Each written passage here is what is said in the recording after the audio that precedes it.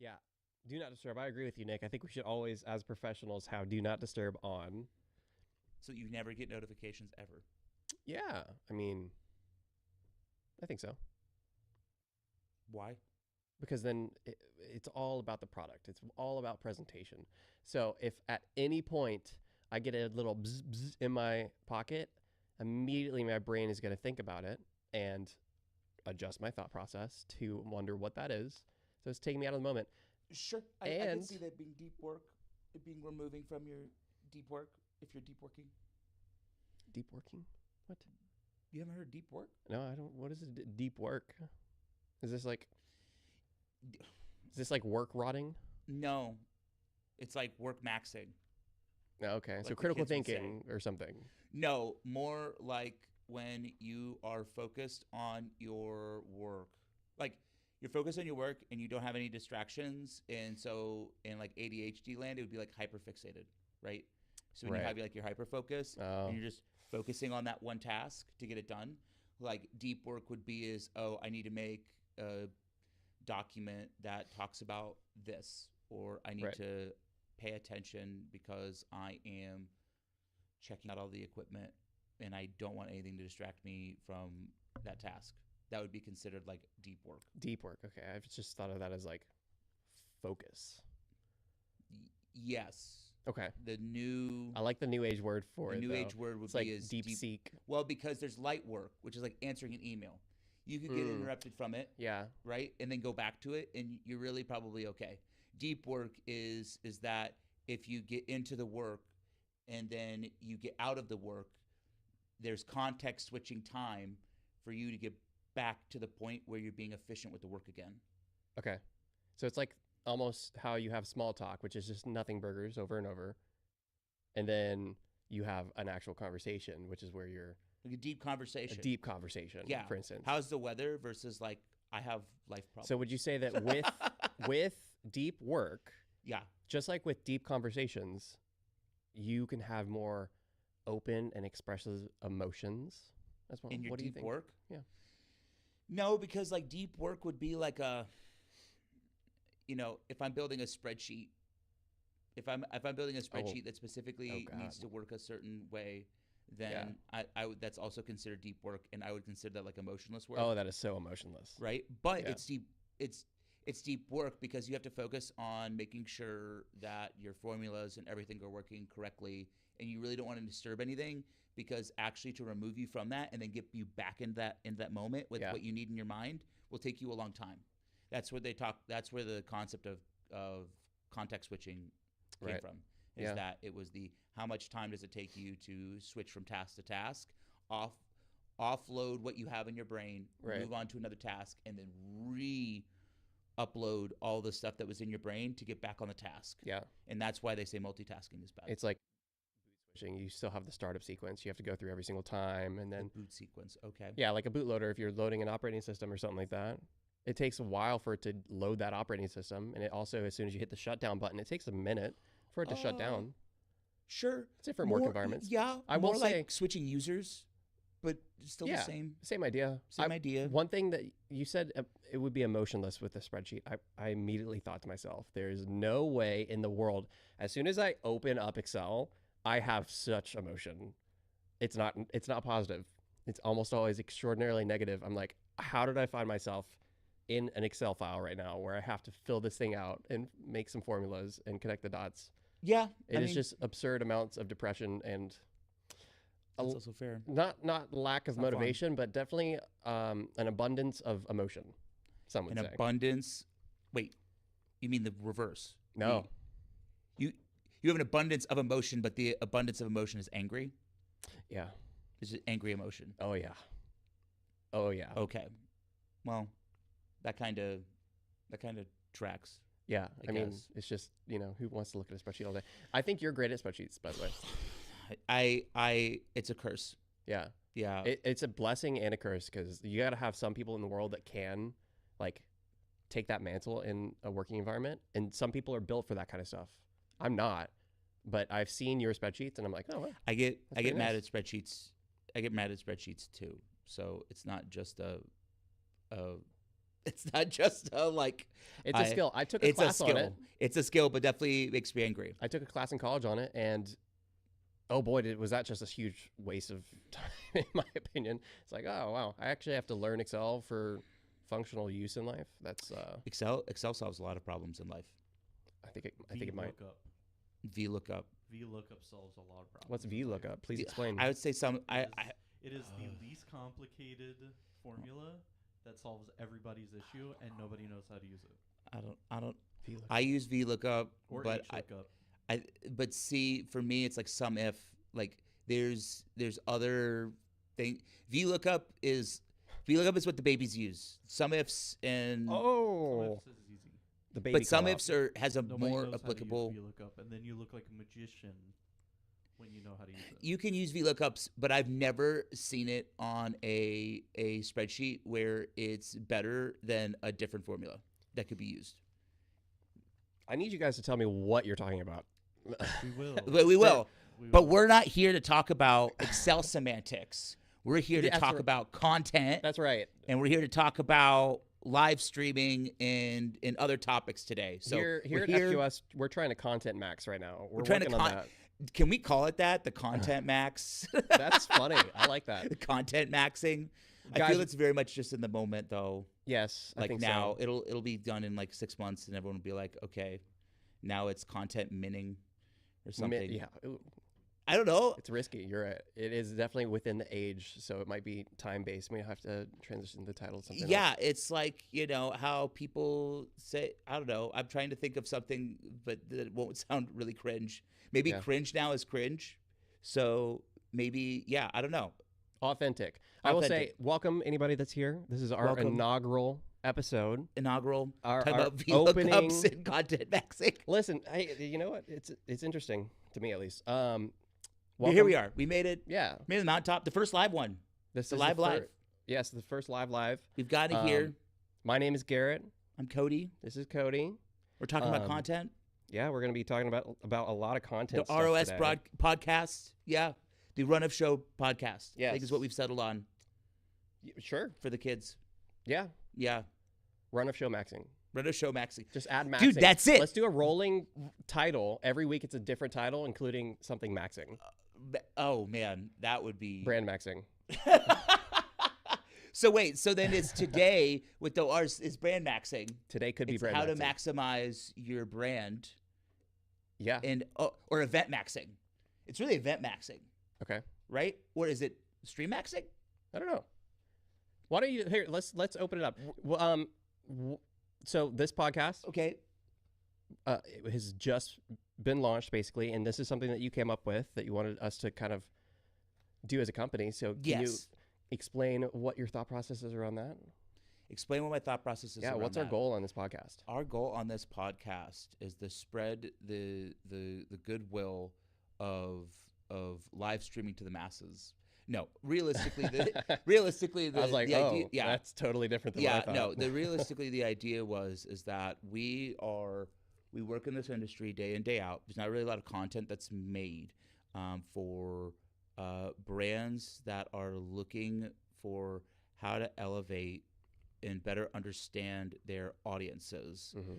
And so we felt that this content was missing from the current offerings that are out there.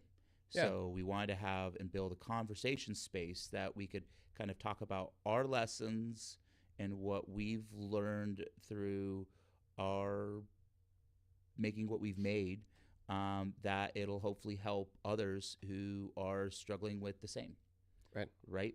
So ultimately our goal, hopefully people who watch, right, you guys can get some good tidbit out of this that can help you either elevate your brand, elevate your live stream, elevate what you guys are doing, and hopefully we can be a part of that to you. It's like a part of the value that we can bring, right? So having these conversations, the conversations that we're really already having with each other, but we're just really now just recording them in a nice fancy room with our nice fancy LED. We're showing off what we do in a way. Flexing. Yeah, we are a live stream broadcast company. We're live maxing. That could be it actually. Can we have a max counter? We might need a No, specific I'm counter getting a head per. shake. You can't get a max counter. Okay, that's not in the budget, guys. It's not in the budget. We'll work on that. We'll work on that. Yeah. Real quick, I did want to say we got Nick, our producer, behind the screen over there. He's got his mic. Nick, can you say hello? Hello. Thank you, Nick. You can go ahead and mute your mic now. Thank you. He's going to be chiming in. He's also controlling our computer, so sometimes you might be able to see some stuff on screen, referring to what we're talking about in case we're confused or he's fact-checking us or something like that. So, yeah, we're just basically, we're a live streaming broadcast company that's just trying to show off what we already do, more or less. Well, I'm going to get into my topic today. Sure. That I wanted to bring up around brand activations leaving millions in content behind. Long story short, one thing that we have found working with a lot of different companies is that there's a lot of brands that go and build booths. Like, I can even give an anecdote on this where I went to CES this year, and there was 3 conference rooms in Las Vegas that were completely filled to the brim with these booths, and people spending like big money. I'm talking like $1 million, $2 million, very fancy booths. Per booth? Per booth. Wow. Yeah, like massive booths where, for instance, one of them that I'll remember, there's like, I joke about this, but there's like 18 different robot lawn mowing companies. Right? They're all AI. They're a robot lawn mowing company, or it was a barista robot, or a backflipping robot, or a waiter robot, or a ping pong robot, or a robot that spoke different languages. It's like all these different robots. And they have these booths, and they build these $1 million booths just for people to be able to come up to them and take a picture and then put that online, mainly for like press reasons. But when you do something like that, you're spending all this money on something that's just in the moment that is not expanding to your outside audience. So like the reason why I bring up like the lawnmower, for instance, all the people who are going and probably buying these lawnmowers probably don't go to CES. They're probably going and seeing the brand online, and then they're like, wow, I like this robot lawnmower, and then I buy the robot lawnmower. But the demos that they're doing there shows like the lawnmower, like going up a hill. It shows it going over like rocks. It shows it like doing little orchestrated like dancing circles. Like the point is that it shows that it works, and that really only helps for the people who are there and for media. But we have kind of extended beyond that, where every brand has its own page and its own content, and they need to be focusing on trying to expand beyond what they're seeing as their physical audience there.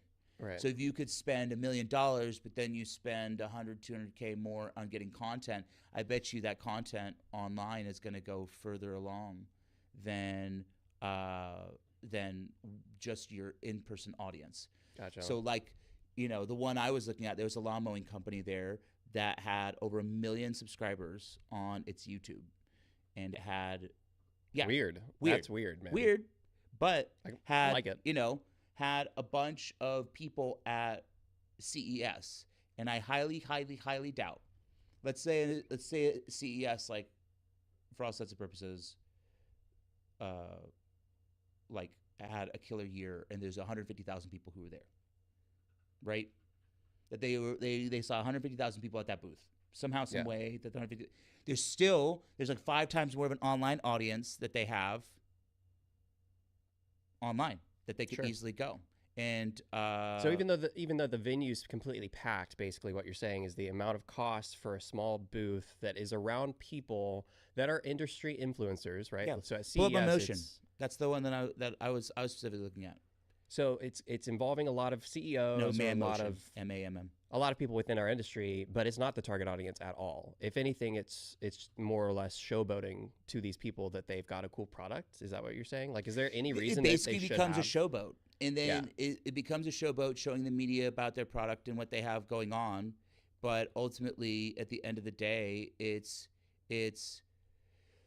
people at home can't go and see those demos. See, there you go. Well, they have a demo here on the tennis court. We're like, hey, look at our little cool little lawnmower, right? They have a good media thing. I bet you that goes further along than building this like $2 million booth, right? Yeah. And I think that's a great commercial. Yeah. If that's a commercial, that's awesome. ultimately kind of my point, is that a lot of people build these booths with just the in-person audience in mind, and they fail to think about their online audience, and ultimately their online audience is probably going to buy from them or be the endpoint customer than the people who are there on site.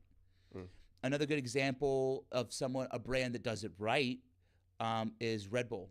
Red Bull did a activation called Stratos, where they had the guy who jumped from the space, basically, and they came down. Was it right? Was it true space, or was it at the edge? Well, that's why it's called Stratos, the stratosphere. Yeah, it's the border that we call like Earth to space. He was It's like pretty Earth much space. dipping his toe. Got it. He was as high as you can get without being in space. It's like Earth maxing. It's like height maxing. Height maxing. Yeah. Nick is going to start muting us. Nick's just going to be like, I'm out. Every time we say max, he's like, mute. No, I mean, yeah. So what ended up happening is that they built a live stream activation that you could have gone and seen in person, but realistically, it doesn't really want to help that you saw it in person. They set it up to be a broadcast first product, like most of Red Bull things, because they're a global brand and ultimately they want to sell energy drinks. They're a lifestyle brand in which the vehicle that they make money is through energy drinks, but it's the cool factor that's ultimately important. So long story short, they built it with the end in mind, and therefore it got tens of millions of views. It did ridiculous online. And Red Bull continues to have a content first deployment. So even though they do these like on-site events, they focus on their online presence, because ultimately that's where people go and follow them. Right. And that's where people go to engage with that brand. Yeah, it's like their thing is pushing the limit on just human capability, basically. Yeah. Similar to, I don't know, like a David Blaine or something, except Red Bull's just targeting these people that are so good at their individual element, and then utilizing their ability to pull off the crazy thing to then promote their own brand. Because Red Bull's not really doing anything except pushing them in front of the camera and being like, hey, we got you. Let's pay for this really cool event. And you're the star. You are the star. And it's going to blow up because of you, basically. So do you think, just going back to the whole booth idea, do you think that these brands, because obviously if you go to CES, you're going to see tons of brands. You're going to see tons of booths. You're going to see a lot of people just trying to show off their product. Yeah. But do you think that that's functionally worth it for a brand like a automated lawn mowing service? Or do you, because they're not going to stop, I guess, is what I'm trying to No, suggest. It's you do both. So the it's not that you do one or the other. I want to clear that up. What I'm saying is that both should happen and both are important. But if you're going to invest this money building a city, right? But you have no way to broadcast outside the city that you've made, it becomes kind of a lost leader, because then you're only targeting the people who are going to be physically there to be able to see the space. So like I'm looking at the emotion thing and I'm like, what would have been a cool idea is maybe someone could have went and remotely controlled the lawn mowing robot. Maybe there's a world where they built the space in a way to show real demos of their product, the lawnmower, right? We did video content that's like prove it content. Like, can the lawnmower go up like this grade? Can the lawnmower go over crazy grass? And even if we go and we like simulate some of that stuff, and that stuff's in there and it's for the people so people can see it and go, ooh, wow, yeah, I want to go buy that lawnmower. People can see that online too. The only thing I've seen that they went and did from CES is they did a highlight reel. And that ad gets served to me all the time, where it's just like, our booth was cool. So it's not even organic. It's not even organic. It's not even proving. Yeah. It talks about mainly about how cool the booth was, not how cool the product is. And no one really gives no one cares about the booth. They care about the ultimate product that is there, and that's what you're ultimately selling. Right. And so, like, a good example of that, and a good example of how we've applied this in practice, is like Kick at DreamHack, right? Where Kick had a problem where we're trying to activate our audience, and we want to have a way to deploy and activate with people at DreamHack. And our biggest conversation with them is you guys are a live streaming company, right? The currency in which you sell is people online all the time, 24/7 on Kick. Right? Kick is a So streaming why aren't you platform. streaming? Why aren't you streaming this activation that we're spending all this money on, Yeah. right? To make sure that we're expanding that audience beyond the people that are attending DreamHack. So last year we built a booth in which they could go and do their live stream activations, and we were able to stream it onto Kick itself. And we created cool little widgets that could scrape chat and then bring chat on the LED walls and make people feel like they were a part of the action. And from all sense of purposes, that was considered a success, right? I've seen a lot of booths even at NAB and other conventions this year that still are holding back on their online audiences to be able to effectively like communicate it to them. And I think that's where it's like when you have brands like that, it makes more sense to do both, not just one. I can see that. And you know what I was going to say? I think it'd be cool if a brand like this just thinks a little bit outside of the box. Like, obviously, if they're going to have a booth where they're trying to show off their product to a bunch of people, not necessarily that are even interested in buying it, but just showing off it as a technology, elevate it a little bit and maybe think of ways to show it off to not just these people, but also others. So my first thought would be like if they were to have a small team of individuals going and having these little robots actually mowing some grasses out there live throughout the day, and then live streaming those to the booth itself, and then live streaming the booth itself as the main program to an online audience. Like, that'd be cool, because then you have you have people in person walking up and be like, oh, is that recorded? No, that's live. That's mowing somebody's grass right now, and they're at the booth. And then you're streaming it online. I don't know. I think that'd be kind of cool. Just think of it. That would be cool. If you're spending this much money, like if you have the biggest, flashiest booth in the con or whatever, in the show, people are just going to flock to you and make content for you too. Mm-hmm. Sure. You don't necessarily need to do it, but you are adding to that when you are doing it yourself. But I think, like, for instance, Black Magic at NAB that you and I saw. Yeah. They had the biggest, flashiest booth, and there's so many people. I've seen so much content come from people showing off what Black Magic was showing off. Sure. And I think that there's like a circle of influence of building those type of booths that, yes, people will build that content and that content will get out there because they can't speak for every influencer. But look at, like, for instance, the Black Magic live stream that they do before NAB, where they're like, these are the products that we're going to be at, that we're going to show and deploy, and like, this is our new stuff. Oh, and right. Then you didn't see that in our staff chat? They were like, I missed it. Oh, well, that's where, I think, was it Lewis or was it you? Who posted it? Somebody posted it and was like, hey, I think Boyer posted it. Boyer posted it? Okay. I think. So one of the engineers was like, hey, Black Magic is doing their like live demo. And then all of us like stopped what we were doing and like went to watch the live stream to, like for the announcements even before we went to NAB, because then it would allow us to focus on what we wanted to see at like NAB in their booth. But but they had the live stream first, right? They didn't have to live stream their booth because they live streamed it there right beforehand. But they could have easily done both, right? Had the booth there and then deployed it and then said, hey, we're going to do like a keynote of our announcement of this, that, and the other.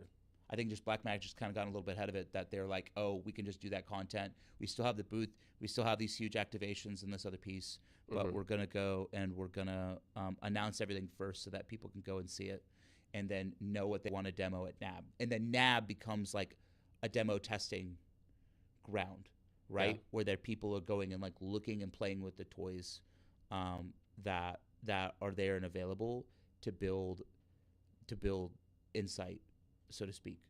Yeah. But I think when you don't have something like that, where you're like a Black Magic and you're like, I'm going to do both, even though they're separate, then the easiest catch-all for it is, because you're already investing the money to be there, Yeah. is just do it in the booth. there. Yeah. Because you're already building this super nice fancy thing that people are already going to look and approach and be at. Then just add the other event activation side of it in there too, and be like, okay, cool. Well, this booth is going to get taken over. You know, there was, even at NAB is a really good example of booths that were deployed that could have been done as broadcasts. Right. Hollyland had a booth where they had it a set up as a keynote that they were going to do announcements at, but they didn't go and put any cameras to deploy or make content out of. Really? Wow. Yeah. Then there were quite a few booths that made pro psychs or huge like deployments of walls of stuff where like a weatherman or something like that, and they just had sit-ins. There's people, their whole job was just to sit and look pretty while other people demo cameras and other stuff and like talk about it. Like, it seems like a big missed opportunity across the board because, I mean, if you bring your marketing team out to the booth with you, then you can have them recording ads at the booth, obviously. That's my point. And you can also, if you're live streaming it, then you'll basically be getting content naturally just over time from the live stream, which is then able to be clipped, cut into an ad as well possibly, or just naturally go viral based on the equipment itself and how cool that equipment is. And I guess that's where that completely boils into my point, is that it's that if you're already building this booth and then you're doing it to demo for others, you could easily bring in a crew 3 hours early, go and say, hey, we want to go and run a demo because we've spent all the money going and building this thing. Like, let's go and do it. Let's have it here. We already have the stand-ins. We already have the stuff. Let's capture that content and then find other way. At the worst case scenario, let's find other ways to repurpose the content so that then we can use it for our socials. At the best case scenario, we can do live streams or like live selling or live shopping.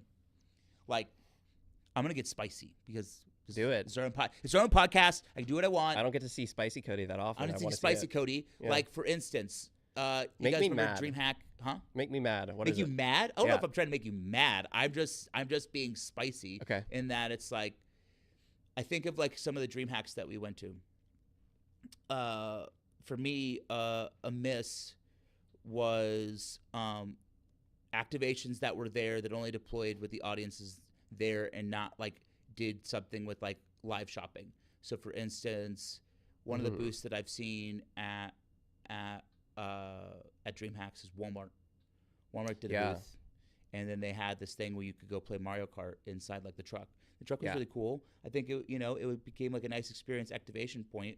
But Walmart is trying to push themselves as the place to do shopping, not only to do shopping, but do your online shopping as well on like Amazon.com, like type, trying to compete, trying to compete. Why aren't they going? Why didn't they try to build some type of like live shopping or element inside of their booth, right? That then, or retro game or something along the lines that they're already going and actively selling, that then represents more of who they are as a business, other than just being like, hey, we can go play like video games. Even if they made like, here's a take, like they could have made an old school, like, do you remember going to Walmart? I remember when I was like 8, and 10, you go to Walmart and they had the demo with the N64 on the controller, and then your parent would go shop and you just sit there and play like the demo of the game. If we like played the game, they could have easily done that, killed it, right?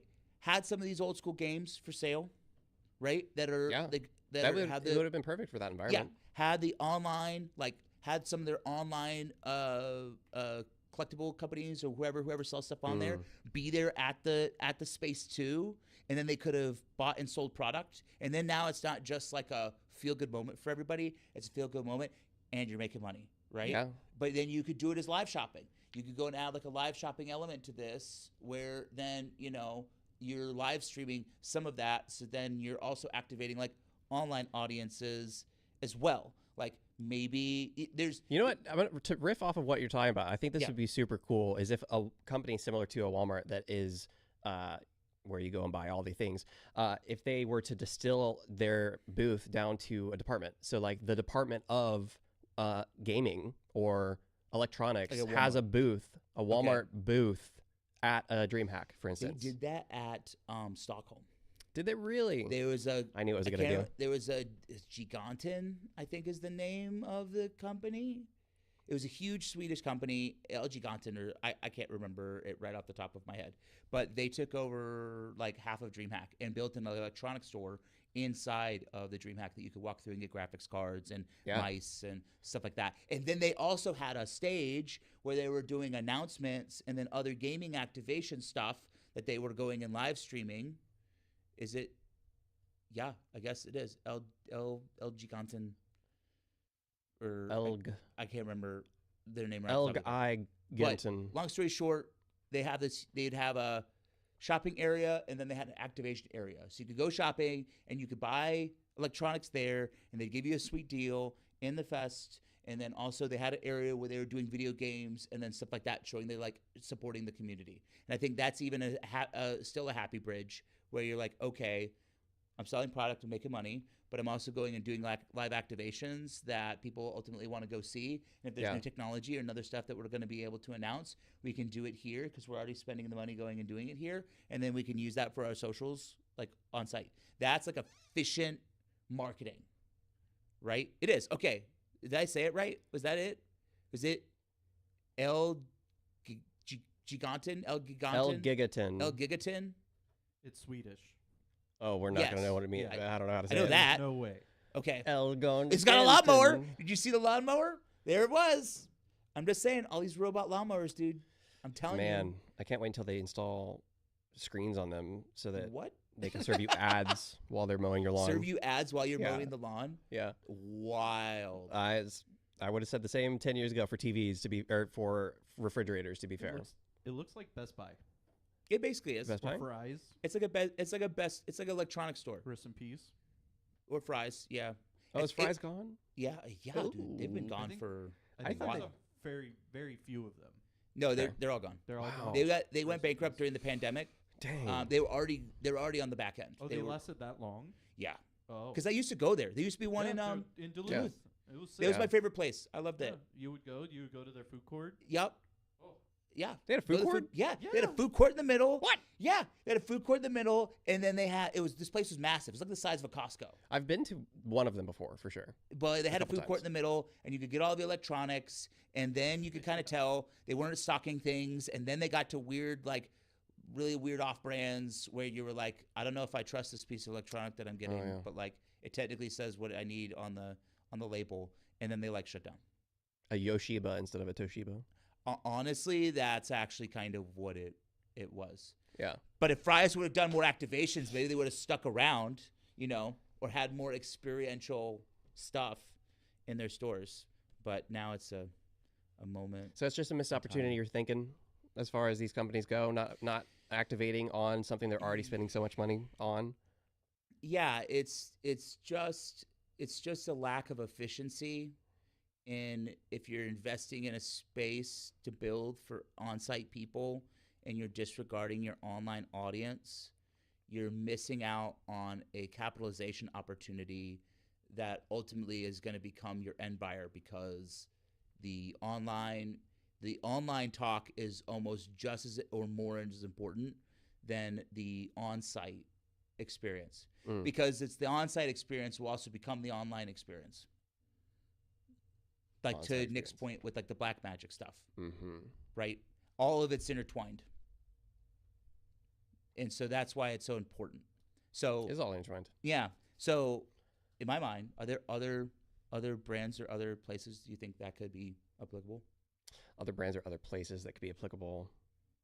Honestly, I mean, any brand could do this if they're planning on activating in person at any location. I think that this is something that's a no-brainer to me. It's like bring your marketing team with you, have them set up shop within the booth, interview people on the floor, shoot the content, just get as much out of it as you can, because you're already spending so much of your marketing budget on these large booths. Why not just take the advantage that's serving you of having this background and all of your branding everywhere, and then people walking by and saying, oh, that's so cool, I love your technology, how long is it taking you to develop it, all that kind of stuff. It's great for marketing. So I don't know. I think the live event space, I think that there's probably more that could be done I think that there are a lot of options for just people in general to capitalize on streaming nowadays too.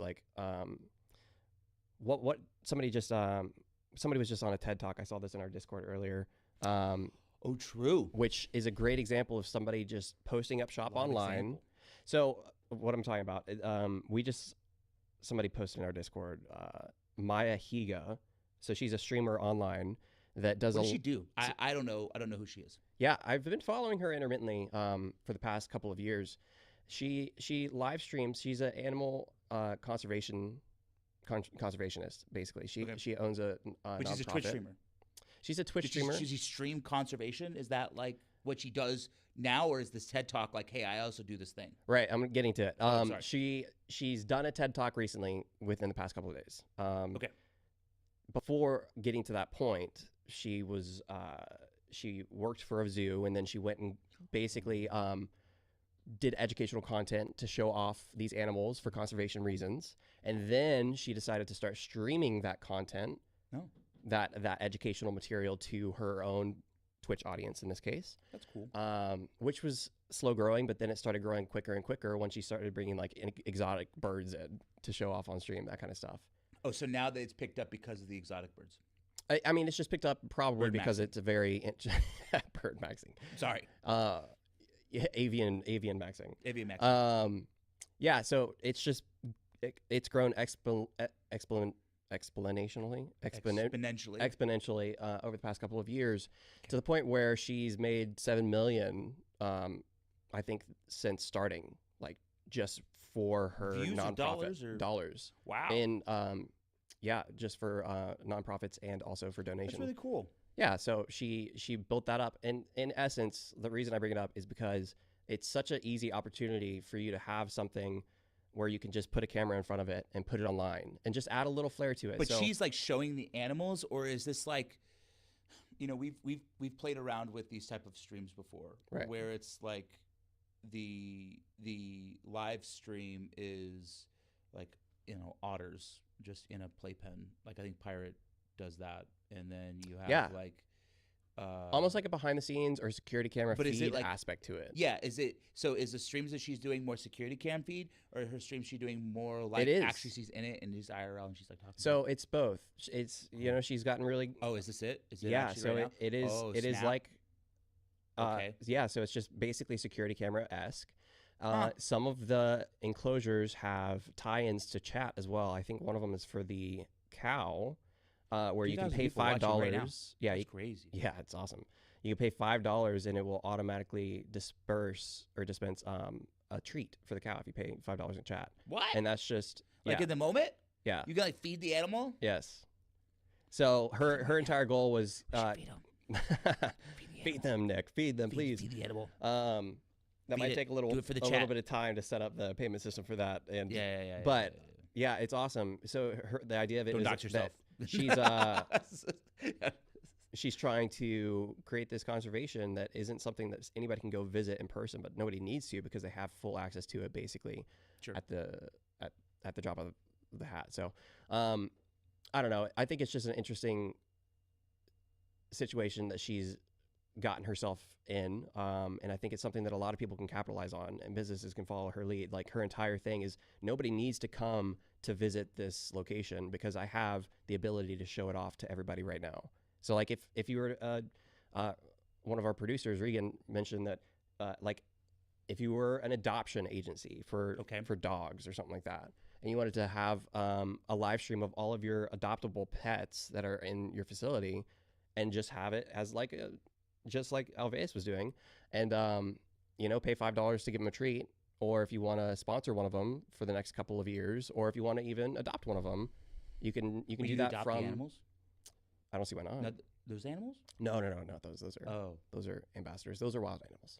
Well, that's why I was like, you're gonna go adopt a cheetah? Like that's Yeah. wild. Okay. In Texas, you can do a ton of crazy stuff. You to be can fair. do a lot of that crazy stuff. It's legal to own kangaroos. in Texas. Yeah, and a lot of other creatures. I think crocodiles too. There are huge Tell me, Nick. reserves in Texas that have a lot of very exotic animals. I think the reason I don't know if it's that you can legally own them. I think it's that Texas is the most temporal climate that can have support those those animals. interesting. Support those animals. Yeah, That isn't like too hot Yeah. or too cold. yeah.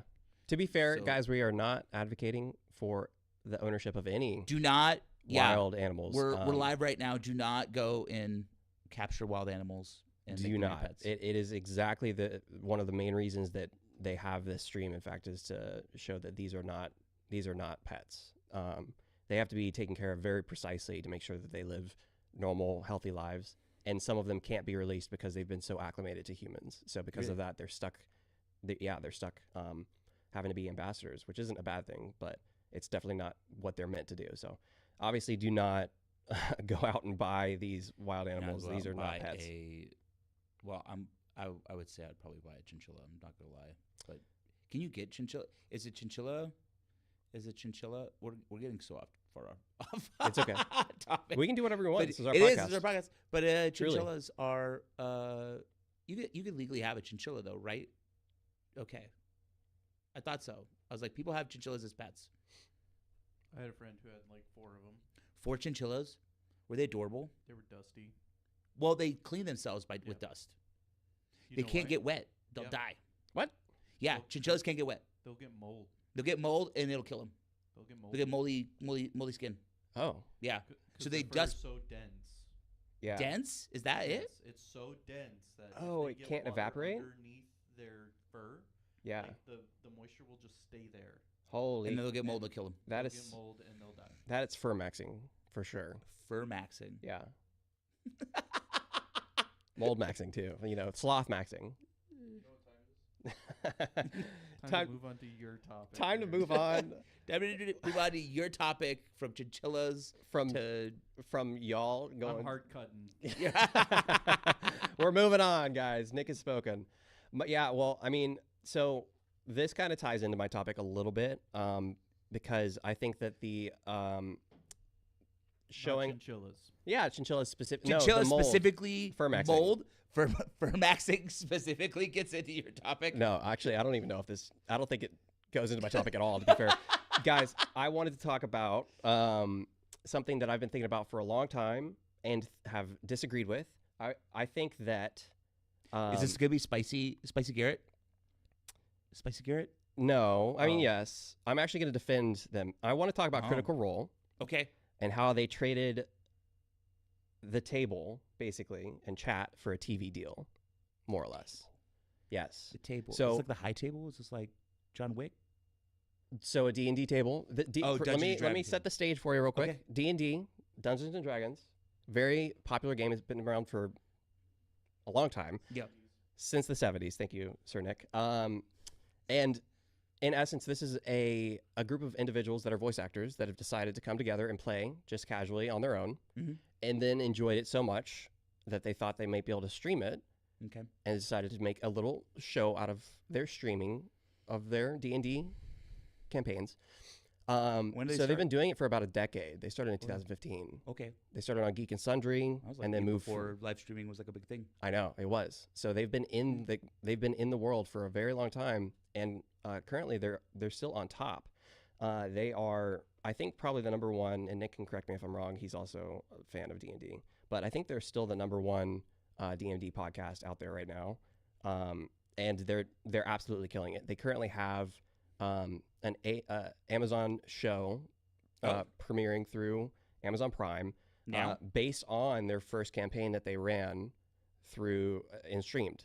Oh. And then that's now concluded, I believe, and now they're working and are actively producing and airing the second campaign's TV show as well. So they've gone from just being a homebrew style D&D campaign just for themselves to going and being like, hey, this is awesome. We're all voice actors. We can have fun with the characters. We can really get into the moment, and to change that from just at home to now live streaming. And now they're one of the biggest D&D brands out there, making so much money. I think they were the largest subscribed Twitch streamer for a long time.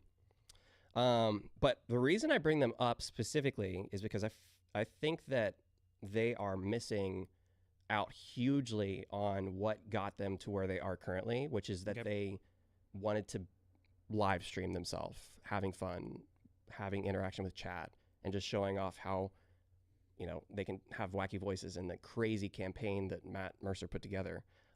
they've moved away from that. So during COVID, this is my entire thing, is during COVID, they took a long extended break, like almost everybody did. And for the past 5 years, they have not been live. They made a decision in 2020 to stop being live at all. It's all pre-recorded now. So none of their content that they air. Yeah, exactly. None of the content that they premiere is live anymore. So they're completely missing that aspect of it that kind of, in my mind, got them to where they were, which is with their ability to engage with chat or like take inspiration from what's currently going on and know that there is a little bit more pressure because they can't hide behind cuts or like, oh, I have to take a bathroom break, I'm gonna go do that now. It's way more authentic, and now they have the ability to kind of like way better produce their production, I guess. It's not the best way. Way better produce max their production. Produce maxing? Yeah. So calculate everything before it's aired and make sure it's like a spotless, polished production before it's aired live. And I think in the current live climate that we're in, most people that are tuning in aren't looking for a polished, produced product, because at that point they could go and sign up for, somebody's podcast, basically, a D&D podcast, or go and watch a show on Amazon. This is like their streaming, and their bread and butter has been live streaming on Twitch and on YouTube. And now they've completely converted that from the live aspect to a polished, produced segment version of what they had done previously. And I think it's effective, but I think that the core audience that watches them notices and aren't huge fans of it because of the flip. Because currently there's no way for like any interaction whatsoever with the live audience. It's all already happened. Nothing that you're seeing on their stream can be changed, even if like chat was going crazy over a certain moment or a certain character making a decision. None of them know that is happening. So I have a question. So do you feel that, knowing what you know, watching what you've watched, seeing the content, do you feel that the content, that this is almost like a fork where they have this polished, curated content for Amazon, and then they have separate live streamed campaigns that are a little more organic? Or is the expectation now that all of it has to be prim and proper and polished? Like, I think what's so. What's your take? Here's my take. I think that they are leaving their live audience behind completely. Okay. I think that they built them. Which is what built them, exactly. And I think that they're leaving them. They're too good for us now. I don't think that they're like saying no to that being a thing, but I think that as soon as they got a deal with Amazon, that then pushed them to become a more proper production company that needs to produce a product eligible to be sold to a larger company like Amazon in the future. So when they sold their first campaign to Amazon and made their agreements with them, that's when this really shifted. That's when, I don't know if you noticed it too during campaign 2, Nick, when they decided to go off of live and to pre-recorded, it just felt like a very drastic shift in how they were actually presenting themselves on camera and their characters. It felt like it might be not scripted, but a little bit more cautious and careful with what they're saying. And I think if I was to boil it down to the most obvious scenario, I think it's just simply so that they can make sure that what they're doing follows a roadmap to allow their IP to sell to a company like an Amazon. So, but is it like I lost my question. I'm sorry. It's okay. Nick, do you think that they did you feel a noticeable shift as well, like I did? I felt a notice. I'm a big fan. Okay. Huge fan. Me, and one of the former FQS employees are going to their live show. Yes. That's not being live streamed. Live show is in like they took over Gas South Arena. I know. I was just saying it's not being live streamed. No. Maybe to Beacon. Shame. This is their paid platform, Beacon. But I remember my question. So here's something interesting, and I've seen this talked about by a lot of people. I used to watch it live. I used to watch it like I used to tune in at 9 p.m. Eastern Standard Time. For a 4-hour No, session. not even. Really? Sorry, 10 p.m. Eastern Yeah. Standard Time. Yeah. And I would watch till 1 o'clock at night on a Thursday night. Really? Yes. Okay. Mm-hmm. To watch it live. Like, one of my favorite moments is when Laura Bailey's character dupes a big bad evil lady into eating a cupcake, and that makes her then able to save one of her friends. It was the most epic moment, in my opinion. Yeah. One of the most epic moments. Chat was going a Nuts. million miles an hour. I was watching it live. Yeah. A million miles an hour. Everybody was like, "Oh my god! Oh my god! Oh my god!" Everybody. That's been lost. Completely. Sure. Even though they have almost double the amount of viewers that they've ever had, they have like 20,000 on YouTube. They have 30,000 on It's Twitch. on now pre-recorded. On pre-recorded content. Really? Yes. Yes. They have how many ever on their own streaming platform. I just wait. I don't watch it live anymore. I don't either. I watch it When it's convenient. when it comes out. And yeah, so that's When does it kind come of out now?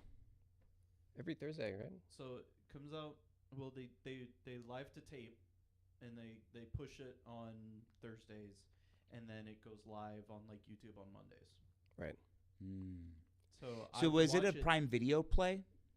I think so. I think it's just a way to make sure that the product they're presenting is and can be as polished as possible, without exception. Like when you do pre-recorded to live, it gives you the ability to make sure. Yeah, of course, there can be little mistakes here or there. Some people may flub their words, and you're okay with that. But like if there's a big mistake or somebody says something that's not kosher, you can cut it and you can, basically rescript it at that point. Whereas that's not able to happen as easily, if at all, when you're actually live. I think this is kind of like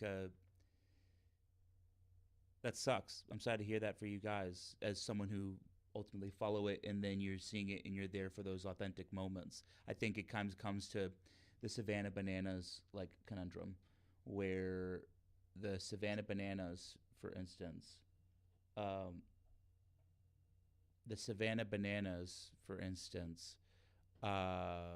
they have made a fans first approach where they live stream and they push everything Who are for they? free. Savannah Bananas. They're the baseball team out of Savannah. Oh. It's a minor team that they kind of they've bent the rules of baseball. Long story short, they say it's like fans first. Yeah, banana ball. It's basically fans first sports, so that they have took all the boring parts or what they felt were boring out of baseball and added dancing and other fun segments to make like the sport of baseball exciting again. Mm-hmm. But they essentially built their own sport, and they built teams around it, and they built their own segments and their own stuff. But something that the owner, which I cannot remember of the life of me, Savannah Bananas guy, he's like, I will not do an exclusive with any platform because it will ruin Jesse Cole. Yep. It will ruin our ability to be fans first and to be and it'll ruin our messaging and our image of what we're trying to portray, that we want everybody to be able to consume and see and be a part of the sport that we're ultimately going and creating. Yeah. And so they refuse to do a deal with ESPN exclusive. They refuse to do a deal with Peacock and these other platforms. And they held out, but now they've gotten their wish. They're able to still stream all their shows. Yeah. Every baseball game for free on YouTube, so anybody can go and watch it. But it's also now on Disney Plus, and it's also now on ESPN, and it's also now on all these platforms that we're like, we're not going to work with you unless it's exclusive. It almost feels to me like Critical Role has to go and be a little bit bold and do the same thing.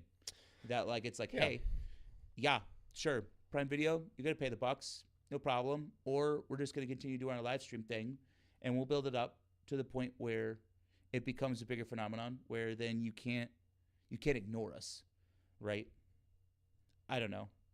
I agree. That'd be me spicing Cody, but like I think that there's a world where you're able to handle it for both. Why can't Prime Video get with the times and do more live streaming? I don't disagree with that. But I'd also go out to say, hey, make your bank if it's available to be made, right? So get your money, but also don't forget why or how you got to where you are, and try to accommodate that as much as you can. So is there a hybrid? Like kind of going back to? I think that they may be actually in a great hybrid scenario currently, but they've just lost the live aspect to it. They have this platform they've built called Beacon, which is a paid subscription service where you can get episodes like a little bit early, other content that they produce as well. All of it, I believe, for the most part, is still pre-recorded, if not all of it. So they use Beacon for their close community to serve them content as quickly as possible, and then they post it later on. So they've got that, and they've also got this multi-year Amazon deal, which is obviously going to make them tons and tons of money and establish them as a proper brand and IP. But I'm just like, my entire thing is making sure that what got you to where you were is still something taken into an account. Like, these guys are amazing storytellers. They can make incredible characters that people love and will think about and hold on to for years. I just feel like the magic that was there previously, where we can actually see these decisions and thought processes being thought out and made in the moment instead of maybe pre-planned and polished for a future TV deal, I feel like it's just completely missing now, which is something that I loved. Like, I love watching and knowing that somebody's making that decision right then, and I get to see that happen. And there's no room for them to cut and say, hey, let's run that back. Let's make sure you need to make sure your character says this line, because that line is going to be beneficial for a future script. So is that kind of how it feels now? It's not. And if it does feel that way, maybe some people feel that way. I'm not sure. Nick, I don't know. I don't necessarily feel it to that extent, but I could see it getting to that point if they let it. Because once you have a large funding from a company that's, has a deal with you to produce multiple series, then you're gonna make sacrifices to be able to better support that company and getting that product to work for that company. So not that it's fully scripted or anything, but like in their current episodes in campaign 4, they have like kind of like a cold open in a way, where they'll have a few players sit down with their DM, Brendan Lee Mulligan, and he'll run through kind of pretty much like a little scripted content, but sure, it's still D&D. It's like one-on-one D&D. It's a little more intimate, but again, it's like, and then that player leaves, and it's fully a different set of players. Like they pre-recorded like a dozen of these little videos. We'll play them right before the campaign starts. Like, cold open, intro sequence into their live, quote unquote. Yeah, quote unquote live. So it is actually very scripted at the start of the show, is what he's saying. Do we think then that maybe the avenue for that is that on their live events, where on a live event, whatever happens, that then they're missing chat interaction there? Yeah. I mean, there are a lot of things to think about. Like, you could even just say, hey, they've already made the decision to stay pre-recorded. And there are a lot of benefits to pre-recording. Don't get me wrong. I understand it from a business perspective. Like, you can, for instance,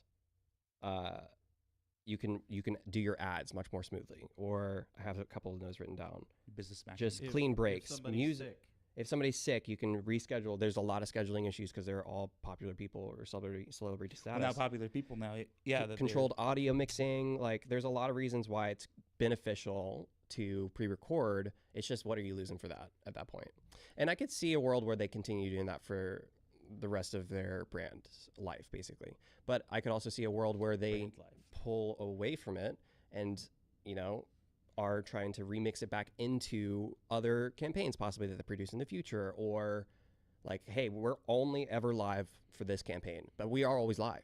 So whatever we do on this campaign, you'll see it happen in real life in person, no matter what. But we also have this produced one, which is what was probably going to turn into a TV show in the future. I could see a world where they could transition into doing something like that. And also, they're all individually very talented, and they all are voice actors generally, or at least within the kind of nerdy sphere. Are they all really voice actors, or most of them or comedians, or? I mean, sure, they're all pretty funny. So yeah. But I mean, yeah, all of them are voice actors. Some of them are like, I don't want to call it flash actors, but like What actors? like What? like real life actors. Oh, Like, Flash Ashley Ashley people Johnson. that act on TV shows. Yeah. Like Well, we Ashley just call 'em Johnson was actors? on a TV Yeah. show. Okay. Yeah. I think he's I'm trying to differentiate. Flesh actors is between crazy, voice man. actor and, I don't know. I know. Act Voice maxing. actor and actor. But they're all actors. They're all voice actors. And they all have professional careers. They're some of the most professional, They are. They're some of the Tried. best. highfalutin voice actors in the game. Yeah. So what do you think? What do you think in the future? So to Cody's question, do you see an avenue where they could continue doing something that's actually live and it being functionally usable by their brand? I mean, Obviously, they could do it on Beacon and really get Yeah. a lot of members through that. oh my for gosh. sure. That would go crazy. Yeah. I would like it to be live again. Personally, as a big fan, I would like it to be live, Mm-hmm. but I don't. As a business, I don't see it going live again.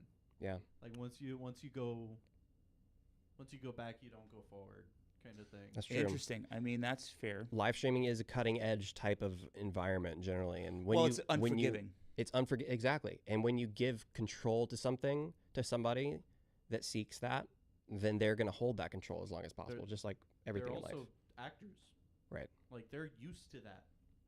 That They're all control. used to being able to have that control. Yep. So They're used to be able to take one, take two. But then you think about it, it's like, okay, well, but they did it for 10 years. Without 10 years? 8 it years? was about 5 before they started pre-record, and now it's been about 6 since then.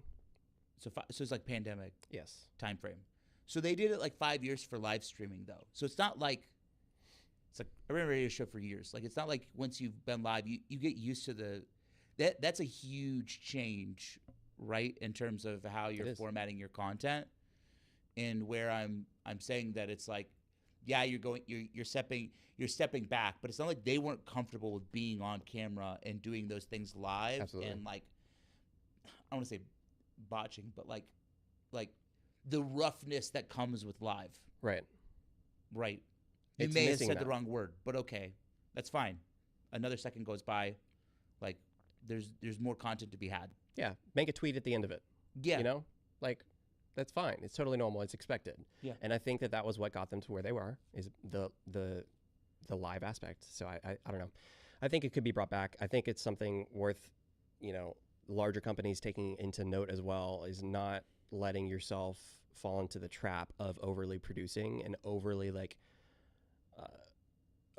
overly producing really these live segments, because when you feel the authenticity that comes from a live moment, because like it just happened in front of you and you can see their brain working live just like mine is right now, like it hits different, completely different than watching a scripted ad or somebody that's really thought about this for the whole week leading up to this one moment and have prepped and practiced and everything.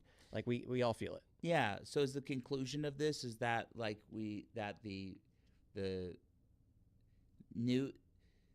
new Gen Z and young targeting is the authenticity is where it's at, and when you remove it or it's too polished or you're not thinking about exactly. it, that's your biggest pitfall. That's exactly it, for real. Now, I mean, they're going into a much more traditional realm where everybody that works there is probably much more comfortable because that's where they already had worked. Sure. So I see why they do it. But again, it's going to start, I think it's going to start slowing down possibly in the near future, just simply because of like you're missing out on that huge audience to capture, which is Gen Z and Gen Alpha, which is really focused largely on live content and authenticity. So I think it's just it's a future miss in my book. Well, hopefully they bring it back, or hopefully they try to integrate it into something else. Maybe if you guys are, and not just you, but like the audience who was a part of those is active for that change, that you instill the change that you want to see in the world. You know what I mean? So hopefully that they adopt to some of that, and that other brands can ultimately see it. Yeah, Yeah. I agree fully. Well, awesome. Well, this has been the first inaugural live episode. Yeah. Yeah, of the thing. Let us We did know in the comments or in live chat, because this is live, If you guys This like is the live. set, if you want to change. This is live. We're not pre-recording it. Yeah. We're not pre-recording it. You It's not gonna happen. guys can give us input in chat, obviously. Live. And let us know if you guys have anything that you think we could improve on or set changes or whatever. We won't you know, give up our. we're here listening. We're not gonna get bought out and change our format. That's right. Yeah, we're gonna figure it out each week. We're doing it live Yes. every time, all the time. Well, cool. Well, thank you guys so much for being here. I'm Cody. I'm Garrett. We're gonna keep. That's doing Nick. It's Nick. Nick over there. We're gonna do more episodes of this. I'm Nick. There you go. That's perfect. We'll do more of these. Yeah, let us know in comments as well if you have any you have topics that topics you want wanna us to talk about. cover. Anything Yeah. around live streaming, that's our bread and butter. So we'd love to talk about it. Yep. Cool. Till next time. Bye, guys. Bye.